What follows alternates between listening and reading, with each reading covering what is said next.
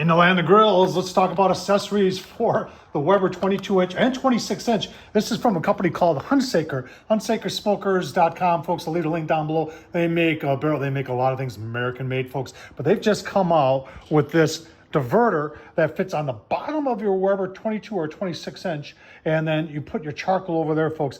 Very innovative, very simplistic. I like that. American-made. We'll take a look at some of the other stuff that I have that does the same thing, and we're going to try this. See if it works. Let's get started. Just the tip of the iceberg here. Everybody's making one of these. You can see we got our slow and steer. We've got the baskets with the plates on top of it. Some of these are made here. Some of them are made elsewhere.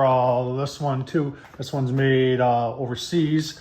But today, like I said, we're focusing on one of you great subscribers. Said, Tom, have you seen the one by Hunsaker? And I'm pronouncing that right. Hunsaker Smokers. And I said, no, I haven't. So I found them on the website. $70, American-made steel. I love it. And let's take a closer look online at some of the other stuff they make. And then we'll talk about the principles behind this one and put some charcoal in and see how it goes. All right, a lot of people are going to ask, heavy-duty 11-gauge steel. You can get them for the 22 and the 26-inch. I like the simplicity of it. I like those two little handles. You can see the 22-inch is $70. The 26-inch is $89. Let's take a look at it a little bit more closely, and then let's take a look at some of the other cool things that Hunsaker Smokers makes. Right, like I said, 11-gauge. I think this is mild steel. It's not stainless. And I like the fact that they're not welding this, that this is bent. So, you know, someone's got a really big press there to go ahead and bend something like this. And then I would assume it's laser cut. And then they put these two handles on there like this, so it's easy for you to take on and off. And like I said, this is the one for the 22-inch. You put your charcoal over there, and then that whole area there over 3/4 is going to be for indirect cooking. Let's take a look at some of the other products that they have. So one of the things I think that made them kind of popular here is they have this vortex that they put in the bottom of a 55-gallon drum. And they sell drum kits where you can build your own, or they sell them already pre-made. It looks like they have a collapsible portable camping grill. They've got a whole bunch of other stuff. A lot of cool things. Let's look at a couple other things. Got a Weber Smoky Mountain? Well, look at the stuff they make there. They've got that vortex plate on there, and then a whole bunch of other stuff with the Weber Smoky Mountain. But wait, there's more. All right, here's looks like they've got a griddle plate that fits a 22 and a 26-inch, and a whole lot of other stuff for replacement grates. Firewall zone cooker. I mean, I could spend hours looking at all this stuff.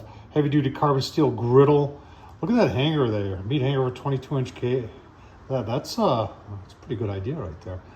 All that stuff. Okay, enough of this. We can shop all day long. Let's put some charcoal in there, fire it up, and see how consistent it does with temps on the grill. Let's get her fired up. Just got some Kingsford in there. Did a light coat of oil on there. Burning. Now, what I like about, there are a lot of things going on here. Simplicity is sometimes the key, and keeps it nice and tight, so it's forcing the air to come through the charcoal. And because it's on a flat surface there, when you're doing low and slow, you can definitely put a nice big water pan underneath there, drip pan, to catch all the fat and everything.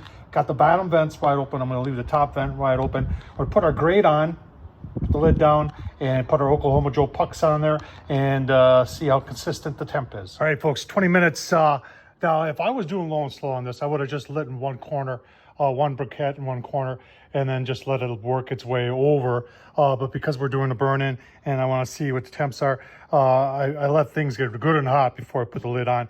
Got it set at about half. See, the lid is reading 400. Let's see how the pucks are reading. And you can see right here, give you a closer look there, but they're all reading right around 300. 300, 300, 300, 300, tad over 300. So pretty consistent cooking there. I'm impressed with that. All right, another 30 minutes. The lid still says it's just shy of 400. We have bounced up to 350.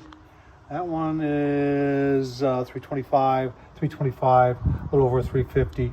And the one in the middle is 350 also. Pretty consistent temps.